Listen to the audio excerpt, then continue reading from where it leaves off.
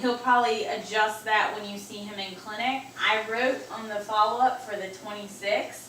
I know we can't call the office right now because they're closed, Right. but call them early on the 26th and see if you can come in that day, because Dr. Straight told you to follow up with him. If they can't fit you in on the 26th, just tell them you're supposed to see him sometime next week. That's what he said, right? And they will make sure he has an appointment, right? Yes, so call him and tell them that that's what Dr. Straight said, and they should be able to pull up the records, or even, the discharge summary that I give you, if you take it to them, you know, the office, do you live nearby here? We live 30 minutes away from here. Okay, so if they need like a copy or something, just tell them, these are the doctor's orders, this is what Dr. Straight said, this is what, you know, my primary team at Erlanger said. It's very important that I get a follow-up with him this week. So just Yeah. kind of stress your way into that. Because they want him to start the radiation, right? Yeah, and 'Cause it's- discuss further plans, Yeah. so. Okay, because he said it was like around the brainstem and the carotid The artery. vessels, yeah. It's called the cavernous sinus. It's kind of a bundle pool of some vessels. So it's kind of in that area too, so that's probably why. And it's quite large. So, go ahead and Why do is this that. silly question? Just keep saying quite large. What's quite large? It encompasses pretty much the entire, like what she said, the cavernous sinus is about this big in there. And it encompasses a large So area you're talking in about that. like that? I can pull it up and tell you exactly how many centimeters they said. I can't recall it. Should be, let me look on here. It ain't gonna be perfect. But it's intertwined and everything, right? Let's get an idea. So the Keppra, Dr. Straight's NP started the Keppra and she recommended to continue it in her note. So I did give you a prescription for that, but on your follow-up with him, just verify if he wants you to stay on that or not. The okay? Keppra, which one is that? 500 milligrams twice a day. It's for basically seizure Seizure, prophylaxis, Okay, given that the mass is in his brain. yes. Lowers the seizure threshold. So let me just pull up and see. So he's to stay on the Decradon and the And the and the Keppra, the anti-seizure. Yeah, Okay. we're on 6.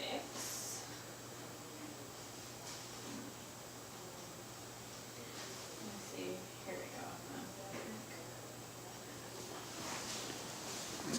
go.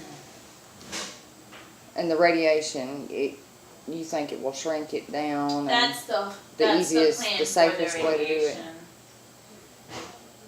How they do radiation? I don't know that yet.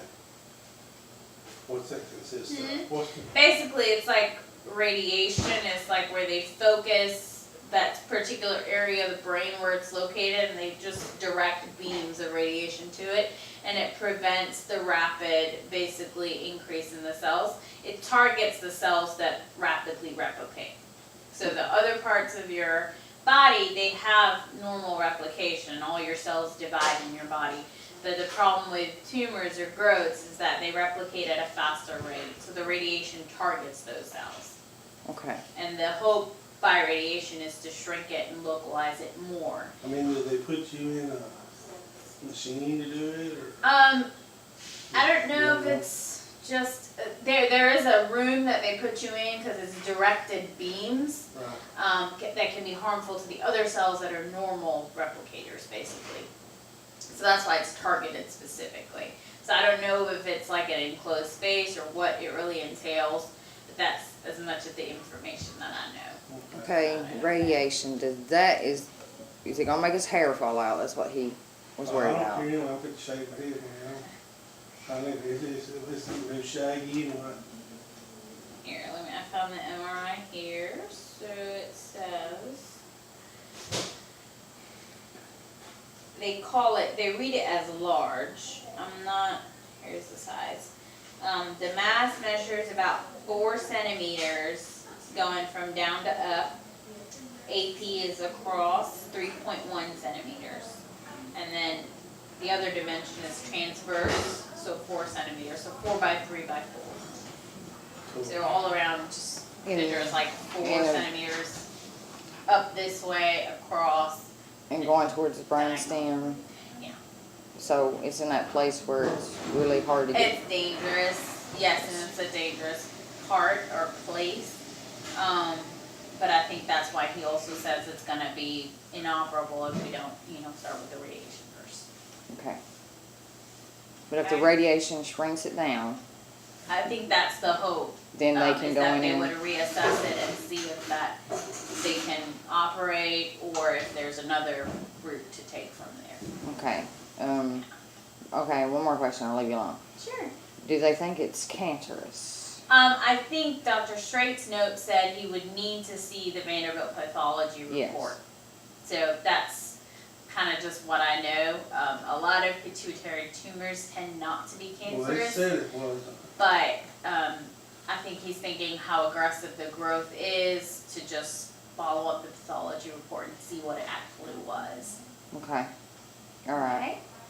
But if it was cancerous, would it not show up in his bloodstream and like blood work and all Not that stuff? necessarily, no. And I don't think that I'm not sure what he's leaning towards per Yeah. his note. It was just that he's not sure what the pathology was, and he'd like to know that before, Yeah. specific treatments for you. Because he's trying to figure out why it grew back. It's grow back so And why vigorously. it grew back so aggressively, so to Yeah. speak. Okay. Okay? So steroids, they're gonna help the swelling in the brain, and the Keppra is gonna prevent the seizures. So just comply with those and follow up with him in clinic. Okay. Okay? Sorry we put you through a lot, not being able to feed you this morning, but you can be home with your family over Christmas and then kind of get down to business. Okay? okay. I Alright, appreciate take it. care.